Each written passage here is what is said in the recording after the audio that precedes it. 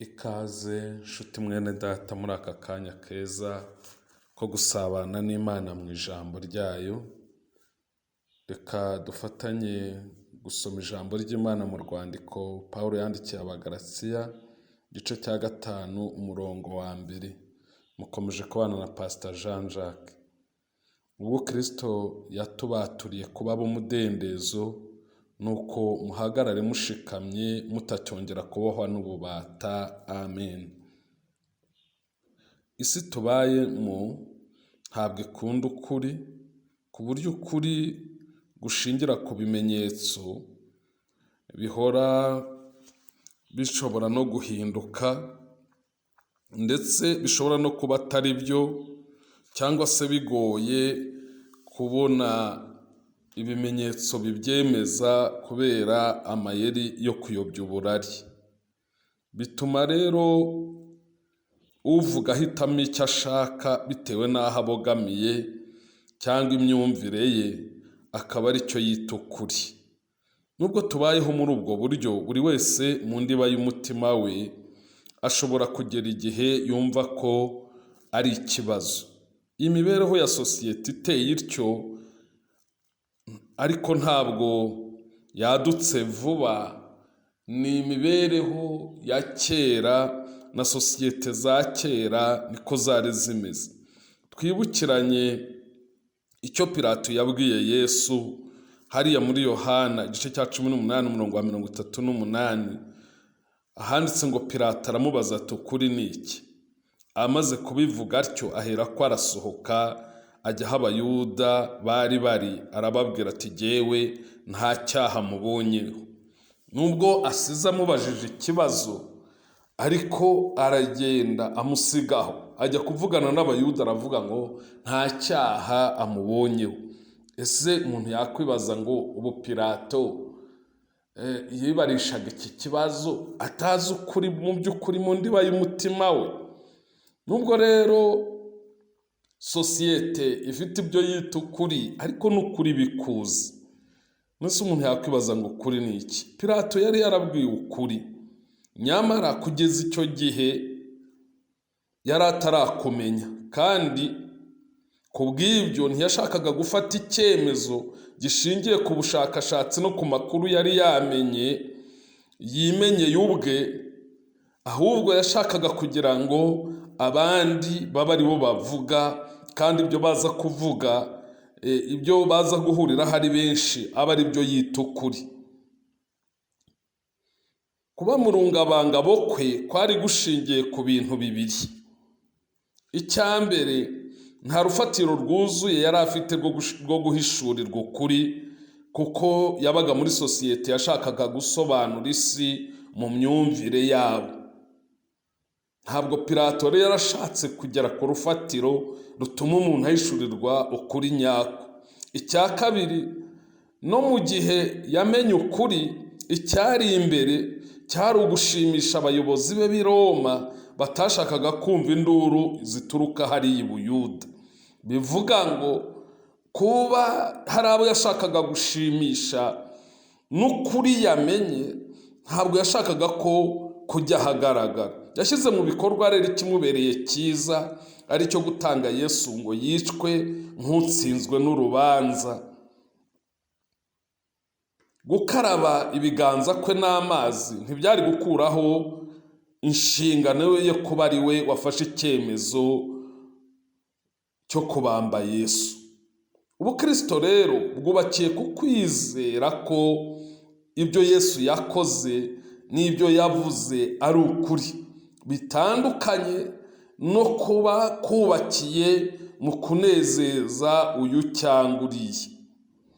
Ikindi, ubukristo bwubakiye ku kuri kuzuye guhera mu kwemera ibyo Yesu yavuze n'ibyo yakoze kuva avutse n'uburyo yavutsemo, uko yapfuye n'urupfu yapfuyemo kandi akarupfa ku bwacu, uko yazutse, uko yagiye mu ijuru kandi ahara dusabira. Tukanizera kandi tukemera ko umwizera ababarirwa ibyaha kandi ashobora guhabwa imbaraga zituma abinesha no muri iki gihe. Tukanizera ko Kristo arimo kudutegurira aho tuzaba kandi ko azagaruka kutujyana ngo tubane nawe iteka ryose. Pawulo ashimangira ibyo mu gice cya mbere cy'urwandiko yandikiye Abakorinto rwa mbere mu bice 15, ndetse agahamya by'imbaraga ibyo yuhereye cyane cyane ku murongo wa 12 ukagera ku wa 19, aho asoza avuga ati niba muri ubu bugingo Kristo ari we twiringiye gusa, tuba duhindutse abo kugirirwa impuhwe kuruta abandi bose. Muri make Pawulo ahamya ashimangiye anabitsindagiye ko ukuri ko kwizera kwa Gikristo gufite ishingiro ridashidikanywaho. Kuba wemera ko ikintu ari ukuri gusa ntabwo bikigira ukuri, no kuba wemera ko ikintu runaka atari ukuri ntibyakibuza kuba ukuri, ahubwo urufatiro gishingiyeho nicyo kiri bubyare nyuma, nibyo bituma icyo uvuga ko ari ukuri kiba ari ukuri koko. Kandi kuba abantu benshi bahamya ko ikintu runaka ari ukuri cyangwa atari ukuri ntabwo bikigira ukuri cyangwa ngo bireke kuba byakigira ukuri, ahubwo ishingiro ry'icyo kintu n'urufatiro gishingiyeho n'icyo kizabyara hanyuma nibyo bigaragaza ko cyavugwaga ko icyitwaga ukuri koko cyari ukuri. Nicyo Yesu yavugaga ko ijambo rye ari ukuri, kuko urufatiro riri ku rufatiro rutanyeganyega kandi rwizewe, kandi iryo jambo rifite abo ryabatuye ndetse n'ubu rikomeje kugira abo ribatura. Twibukiranye ko rero ibyo dukora bigengwa n'imitekerereze cyangwa imyumvire yacu, bityo nitutabanza kwemerera ijambo rya Kristo kuduhindura mu myumvire, biragoye kugira ngo tubashe gusobanukirwa ukuri. Hariya mu Baroma mu gice cya 10 umurongo wa 17 haratubwira ngo dore kwizera guheshwa no kumva, kandi kumva kukazanwa n'ijambo rya Kristo. Kuba rero twarumvise neza ijambo rya Kristo, kuba twarahishuriwe Kristo, nibyo biduhesha kwizera. Ntabwo ari ugupfa kumva ibyo umuntu abonye byose bishobora kumuhesha kwizera. Kwizera rero guheshwa no kuba warahinduye imyumvire. Iyo utarahindura imyumvire ukigumira mu ya kera, uba utaragera ku ntambwe yo kwizera nubwo waba wishimira ijambo ry'Imana unarikunda. Uku guhindura imyumvire gushingiye ku kwizera kwaturutse mu ijambo ry'Imana twumvise tukarigenderamo, rikaduhindura turishyira mu bikorwa kandi tukarigumamo, ntitube abahindagurika. Ijambo ryatubwiye ngo ubwo Kristo yatubaturiye kuba mu mudendezo, nuko muhagarare mushikamye mutacyongera kubohwa n'ububata.